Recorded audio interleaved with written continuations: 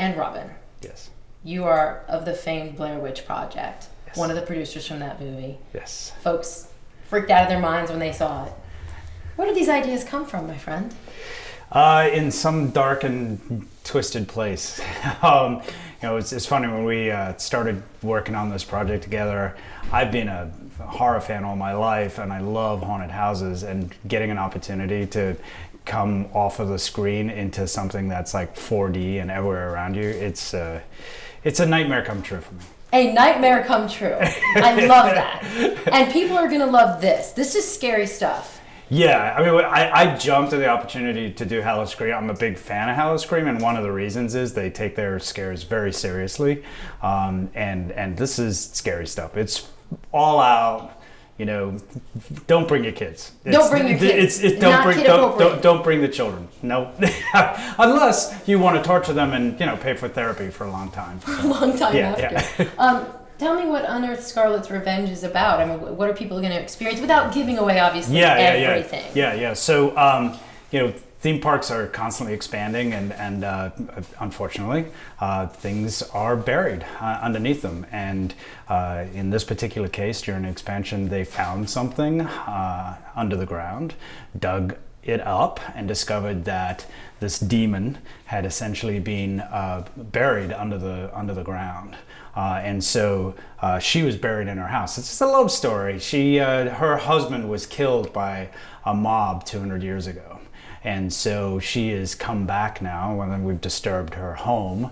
She's come back to wreak havoc and revenge for the death of her husband. And she is Scarlet. Scarlet was a medicine woman who was doing all kinds of good until the town turned on her, and now she's using all of those abilities to seek revenge. So when you're coming through this scare house, yeah, you're probably going to see Scarlet. Yeah, so the great thing about what we were able to do is from the very, very early days when we started things online, all the way through the short film and the commercials and the whole story that we told online, and then as soon as you come into the park and as you go through the haunt, we were able to tell the whole story of Scarlet. So it starts online, but then evolves all the way through. So people can get online and sort of learn a lot about this and then take the journey. Yeah, Howl-O-Scream.com. We designed it so, bottom line, if you want to just come here and have just a ridiculously good time and get the daylight scared out of you, awesome.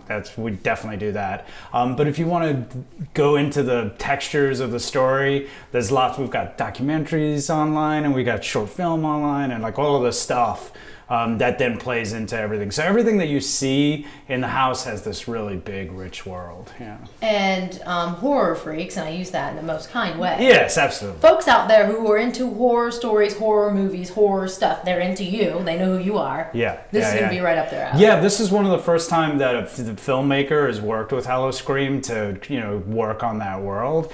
And that was one of the most exciting things for me, was to be able to provide something that really has a lot of detail to it. So there's cards, and there's a game you can play with cards. There's all of this stuff that Scarlet drew 200 years ago that's buried inside the house, and there's all kinds of little details. And it's interesting because definitely haunted houses are dark, but we have a lot of little hidden secrets, and so we had to light it the right way to reveal it. So it's really for me, it's invigorating to see this entire world come to life, and you really don't know what's going to jump out at you from which side. So just walking into the room and looking around at all the detail, and it's going to be dark in here with theatrical lighting. To me, it's stunning. Yeah. They went just all out, and it's really great because we're working with all three parks.